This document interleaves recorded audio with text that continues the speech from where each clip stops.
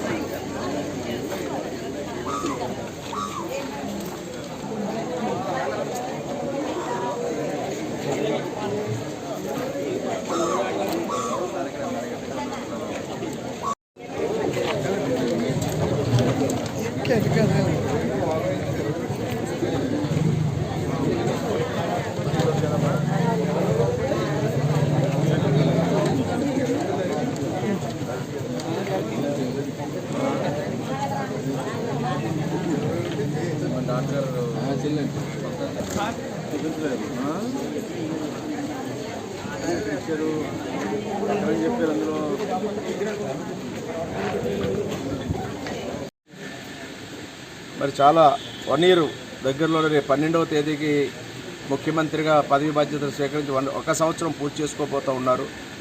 ఈ సంవత్సర కాలంలో ఈ రాష్ట్రాన్ని గత విధ్వంసక పాలనని ఒక గాడిలో పెట్టడానికే ఈ సంవత్సర కాలం సరిపోయినటువంటి పరిస్థితి. ఇప్పుడిప్పుడే ఊపిరి పీల్చుకుంటూ ఉంది రాష్ట్ర ప్రభుత్వం. అసలు ఒక వ్యవస్థలు కుప్పగూలి అన్ని రంగాలు కుదేలై సర్వనాశనం అయిపోయిన విధ్వంసకర పాలన నుంచి ప్రజాస్వామ్యయుతమైన పాలన నేడు నెలకొంటూ ఉంది.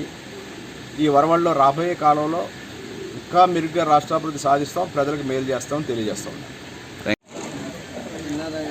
కొత్తపేట నియోజకవర్గం గౌరవ ముఖ్యమంత్రి నారా చంద్రబాబు నాయుడు గారు, ఉప ముఖ్యమంత్రి పవన్ కళ్యాణ్ గారు, ప్రధానమంత్రి వర్యులు శ్రీ నరేంద్ర మోడీ గారు ఎన్డీఏ కూటమి పాలనలో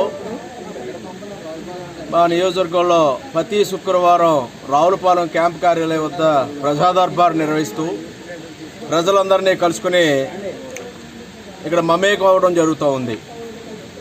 ఈ సందర్భంగా వివిధ వర్గాలకు చెందినటువంటి ప్రజానీకం వారి యొక్క వ్యక్తిగత సమస్యలు, ప్రధానంగా ఇళ్ల స్థలం, ఇల్లు, పెన్షను, రేషన్ కార్డు, ఇటువంటి వ్యక్తిగత అవసరాలు, అదేవిధంగా సామాజిక అవసరాలు, రోడ్డు, మంచినీరు, డ్రైనేజీ, కరెంటు, రెవెన్యూ విషయాలు, ఈ రీసర్వే వల్ల వచ్చినటువంటి అనేక రకాలైన ఇబ్బందులు తొలగించాలని భూమి కొలతలకు సంబంధించినటువంటి సమస్యలు అందరూ కూడా నా దృష్టికి తీసుకొచ్చి ప్రజా దర్బార్లో ఆ సమస్యల పరిష్కారాన్ని కోరడం జరుగుతూ ఉంది.